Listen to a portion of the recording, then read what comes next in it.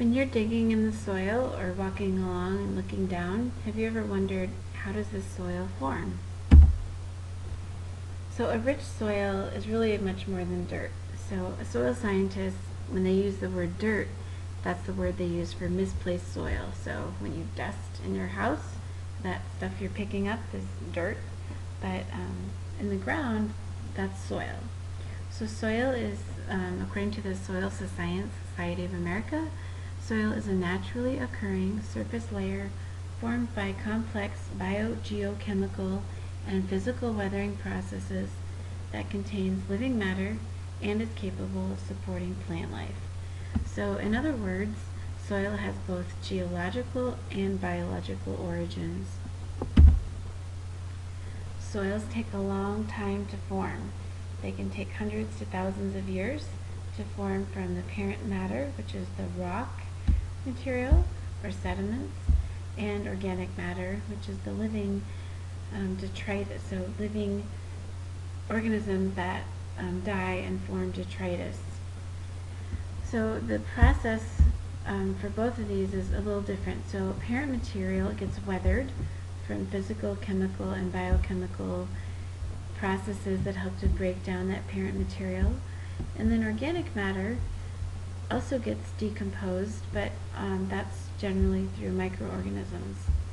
And so when it gets decomposed, it forms humus and other organic compounds. So when you mix these two together, organic matter and parent material, that's when you get soil. If you boil it down, there's really 5 basic soil formation factors. So of course parent material, so what kind of sediments and rocks are used to make the soil, that's one factor. Climate is another, and most importantly are precipitation and temperature. Landscape, or the topography of an area, is also important, and in particular the slope. So is it a flat valley or are you on the side of a mountain? And how much sun exposure does that surface get? Biological organisms is the 4th factor, and that includes a lot of different things. Microbes, so all those little tiny things you can't see without a microscope, plants, animals, and that includes people.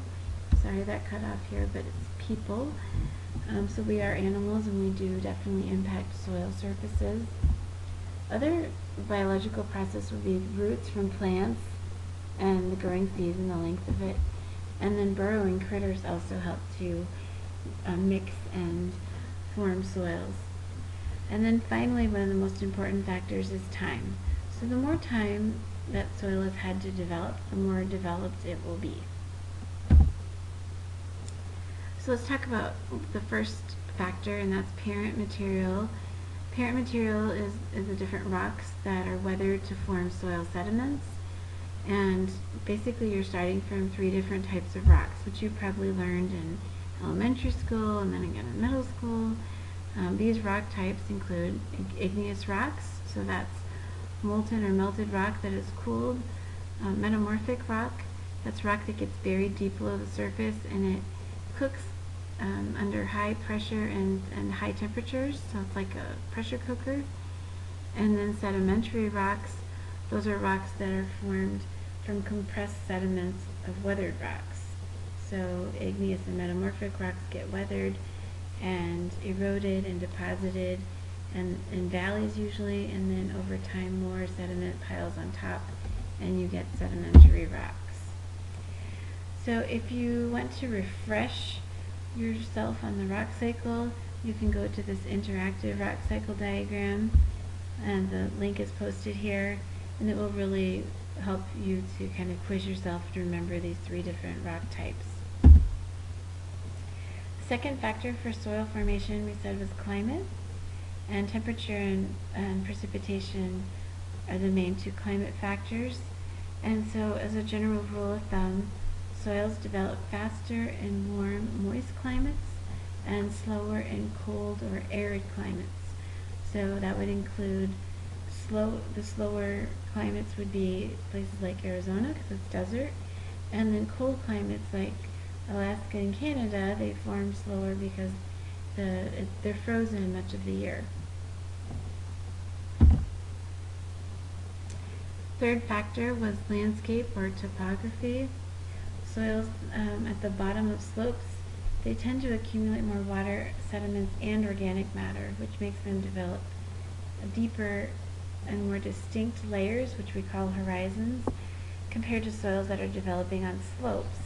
On slopes, the water just tends to run off the surface down into the valleys, and so they carry the sediments with them. So less infiltrates down into the soil column there, and so you have less development of the soil because you have less water carrying nutrients and stuff down into the soil layers. So here you can see some different soil profiles or cutouts of soil depending on where you are.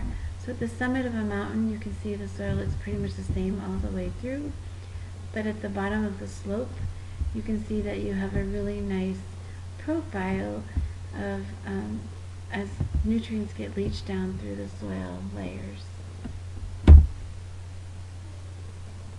The fourth factor is living things. So there's a lot of different living things that live in the soil. There's microscopic living things. So in this picture you can see little nodules. Those are bacteria growing on the roots of plants. Those help to fix nitrogen from the air so that plants can take up that nitrogen. And here's some prairie dogs. They also burrow in the soil and make large tunnels that water can go into. So this helps to decompose organic matter and weather the soil.